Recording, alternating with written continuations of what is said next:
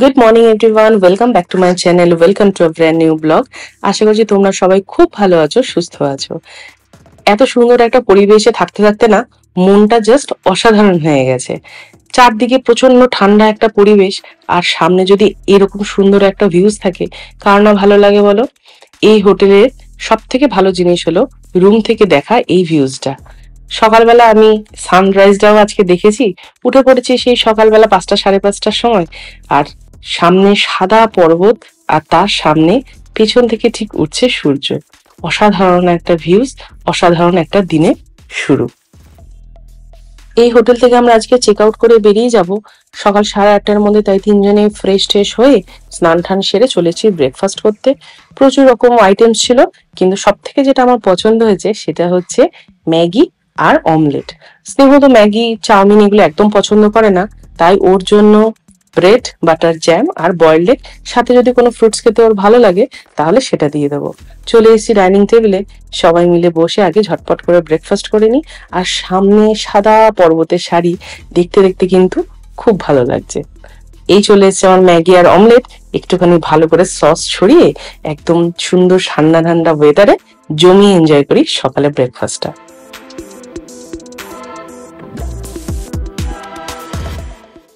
আমরা যে সময় মানালিতে ঘুরতে এসেছি সেই সময় মোটামুটি রোটাং পাস ওপেন হয়ে যায়, কিন্তু আসার পর শুনলাম 7 দিন আগেই নাকি রোটাং পাসে আবার স্নোফল হয়েছে, যার জন্য রোটাং পাস এখনো অব্দি ক্লোজড। কাজে রোটাং পাস আমাদের আর দেখা হলো না। রোটাং পাসের বদলে মান্ডি বলে একটা জায়গা আছে, সেখানে নাকি বেশ বরফ রয়েছে। তো আমরা ঠিক করেছি রোটাং পাস না যেতে পারি, বরফের মধ্যে কিন্তু যেতেই হবে। তো সেই কারণে আজকে আমরা যাব মান্ডিতে। হোটেল থেকে চেক আউট করে আমরা চলে এসেছি মান্ডি যাওয়ার রাস্তায়। এইখানে বেশ কিছু এরকম শপ রয়েছে যেখানে বরফে যাওয়ার জন্য আইডিয়াল জামা কাপড় জুতো সমস্ত কিছু কিন্তু রেন্টে পাওয়া যায়। সেখান থেকে তিনজনের সাইজ মতো সমস্ত জামা কাপড় পরে নিয়ে একটা আলাদা গাড়ি বুক করে আমরা রওনা দিলাম মান্ডির পথে। এনজয় করার জন্য আমরা একদম ফুল রেডি। তো চলো যাওয়া যাক।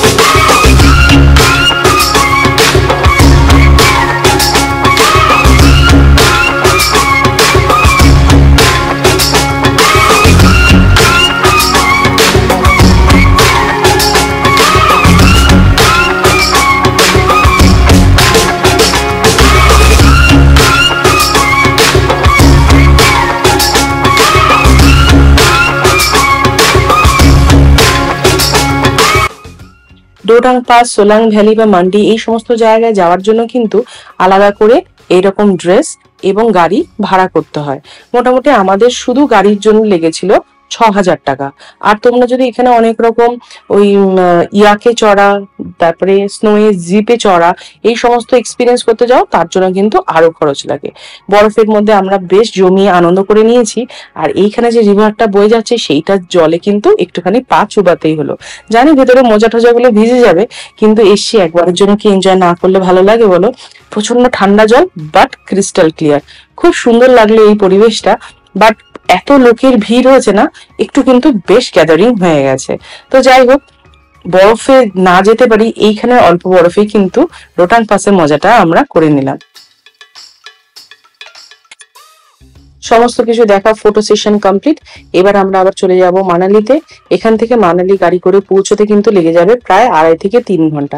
তাই আর লেট করবো না, কারণ আবার ট্রাফিক জ্যাম হয়ে গেলে কিন্তু আরো অনেকক্ষণ পাহাড়ে দাঁড়িয়ে থাকতে হবে। তো যাওয়া যাক।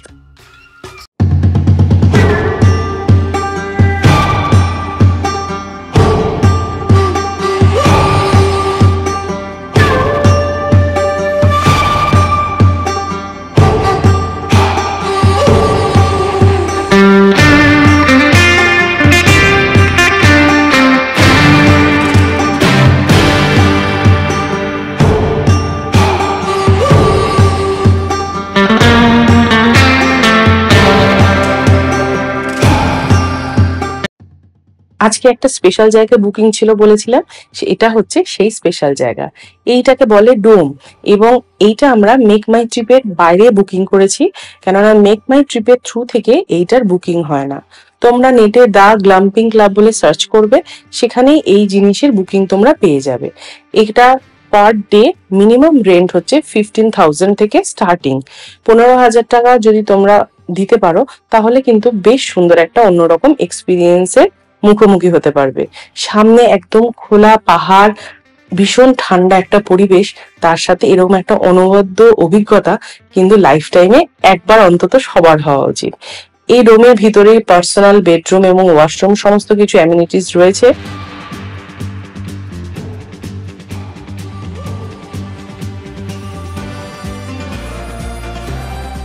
তার বিছানায় বসে সামনের অপূর্ব সুন্দর একটা ভিউ, এটা কিন্তু খুব কমই দেখা যায়। মানালির মেন লোকালিটি থেকে যেহেতু এটা অনেকটাই উপরে, তাই চারদিকে জনমানুষ কিছু নেই বললেই চলে। প্রচন্ড সুন্দর একটা শান্ত এবং ঠান্ডা পরিবেশ। এখানে রাত্রের দিকে কিন্তু প্রচন্ড ঠান্ডা পড়ে, তাই বেডের সাথে কিন্তু বেড ওয়ার্মার দেওয়া রয়েছে। আর যদি ঘরে আগুন জ্বালানোর প্রয়োজন হয়, তাই জন্য ওখানে কিন্তু স্পেস করে দেওয়া রয়েছে। হোটেলের বলে দিলে ওরা কিন্তু ওখান থেকে এসে সমস্ত কিছু অ্যারেঞ্জমেন্ট করে দিয়ে যাবে। আমরা সেই মতো কিছু লাগেনি, কেননা ঠান্ডাটা একটুখানি এনজয় করতে চেয়েছিলাম। প্রত্যেকটা রুমের সাথে এরকম করে একটা প্রাইভেট স্পেস রয়েছে, যেখানে সিটিং এরিয়া, রিল্যাক্স করার জায়গা, এবং সব থেকে ইম্পর্টেন্ট হলো একটা করে জাকুজি রয়েছে। এরকম সামনে সুন্দর সাদা পাহাড় এবং তার মধ্যে গরম জলে জাকুজিতে স্নান করার কিন্তু মজাই আলাদা। চলে এসেছি গরম গরম চা আর চাউমিন আর চিকেন পকোড়া নিয়ে। অনেকক্ষণ কিছু খাওয়া দাওয়া হয়নি, তাই খেতে খেতে একটুখানি রিল্যাক্স করি। রাত্রেবেলা কিন্তু এখান থেকে পাহাড়টা দেখতে জাস্ট সুন্দর লাগছে।